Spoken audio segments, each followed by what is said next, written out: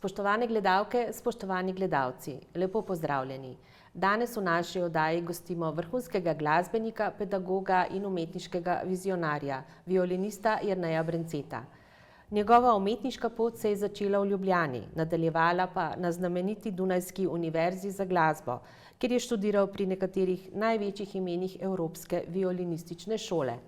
Kot solist je nastopal s številnimi orkestri doma in v tujini, sodeloval v komornih zasedbah, snemal za mednarodne radijske hiše in aktivno poučuje mlade glasbenike, ki osvajajo nagrade po vsem svetu.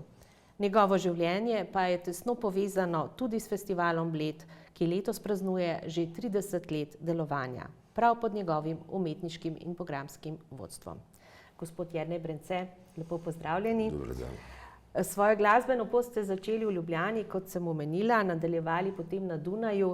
Kako se danes spominjate teh študijskih let in pa svojih profesorjev? V glavnem, začel sem violino igrati pri 4 letih v glasbeni šoli Radovljica, pri znamenitem pedagogu Franu Staniču, mislim, da je bil njegov zadnji učenec. Potem sem nadaljeval v Ljubljani in potem po služenju vojaškega roka sem šel študirati na Dunaj. No, omenili ste, pri 4 letih ste začeli, to takrat še ni bila vaša odločitev. Zakaj ste se recimo pa zaljubili v violino? Ali to je bila neka družinska dediščina? Verjetno je bil to kakšen genetski zapis, ker moj stric Davorin Brence je bil violinist, star je bil 70 let, ki je umrl in zapustil 2 violini, s katerim sem se jaz igral namesto z avtomobilčki. Eno sem razbil, drugo sem pa mogel špilati. Pa ta strast do violine je bila potem ves čas enaka, vas je kdaj popadlo, da bi mogoče prenehali, počeli kaj drugega? Prenehati nisem nikoli hotel, ampak nisem bil pa celo obdobje tako zagrižen, kakor včasih. So bile tudi obdobja, puberteta in tako naprej, ko smo vsi krvavi pod kožo. Omenila sem, da ste študirali tako pri profesorju Frišenšlagerju kot pri profesorju Sivu. Nekje sem prebrala oceno, da v vaših neobičajnih interpretacijah, da se prepletata natančni dunajski in pa pojoči francoski slog od enega in od drugega profesorja.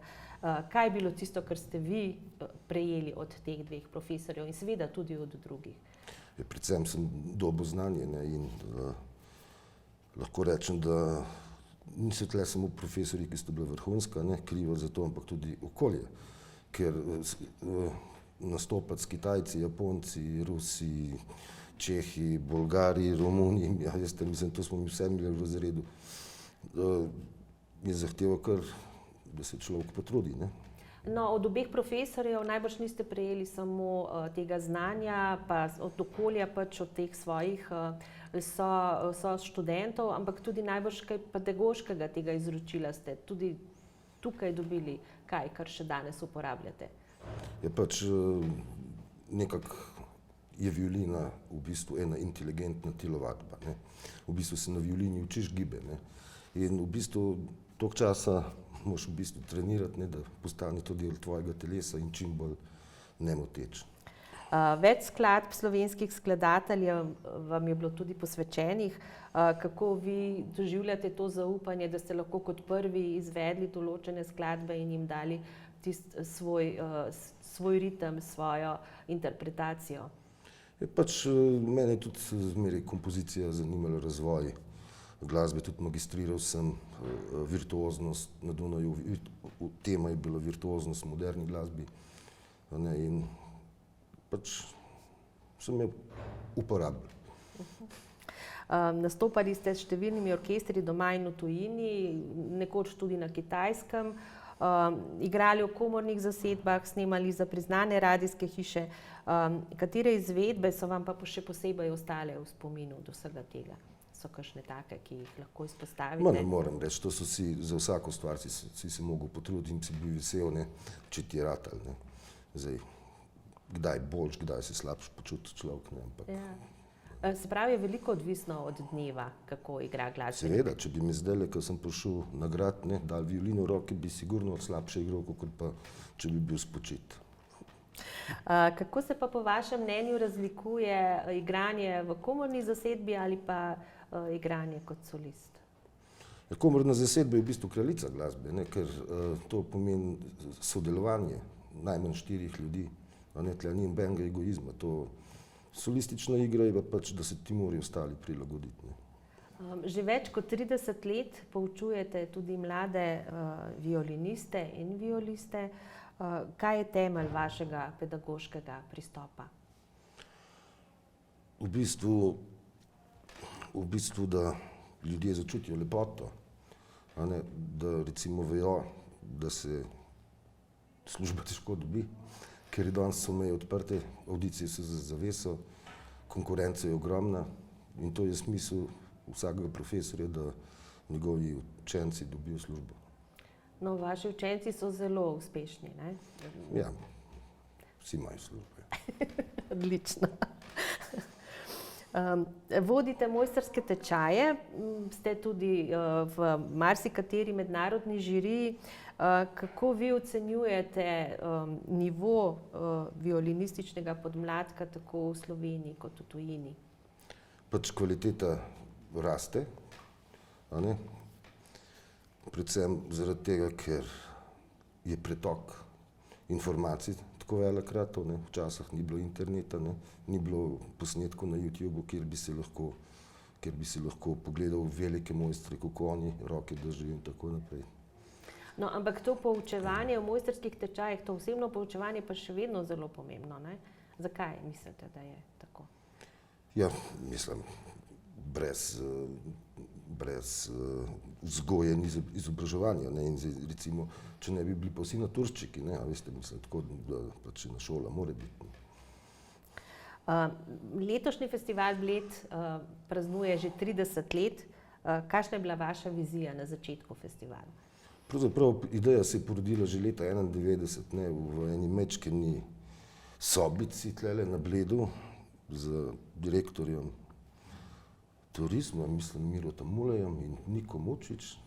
In 2 leti smo mehno razglabljali na 2 kvadratnih metrih in potem smo začeli, se prijeli. Tako da nisem bil sam na začetku, ne, samo tudi podporo. No, kako se je pa potem nadaljevalo? Ja, festival je začel rasti, ne.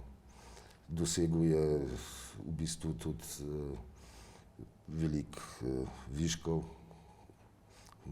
mnogo koncertov, v bistvu tudi vsak domač umetnik slovenski, ki karkoli velja v našem prostoru, je že tle nastopal. A ne, se pravi, v vseh teh letih smo nudili ogromno koncertov in dajali možnost tudi mladini. Kaj vam pa pomeni ta festival? Ja, ta festival je v bistvu moj prvi otrok, ne. Moj sin se je rodil 2 leti kasneje, hčerka še kasneje, ne. Tako da v bistvu skrbim za njega, kakor sem za otroke. Pa če sva še tako majčkeno primerjava z otroci, se pravi, da imate zdaj že veliko vnukov. Ne, vnukov pa še ni. Če je festival 30 let, Ja, mogoče bi rekel, da so kakšni... ima pa violinistko, ki jo je spoznal na Bledu. No, odlično. In to vnukinjo od mojega profesorja. Skratka gre, tradicija se nadaljuje. Kako ste zasnovali letošnji program? Kaj je bilo vaše izhodišče? Kot midva že veva, ne, vsako leto je festival oblikovan kot platnica, ne. Prvi in zadnji koncert v mestu pa vsebina, ne.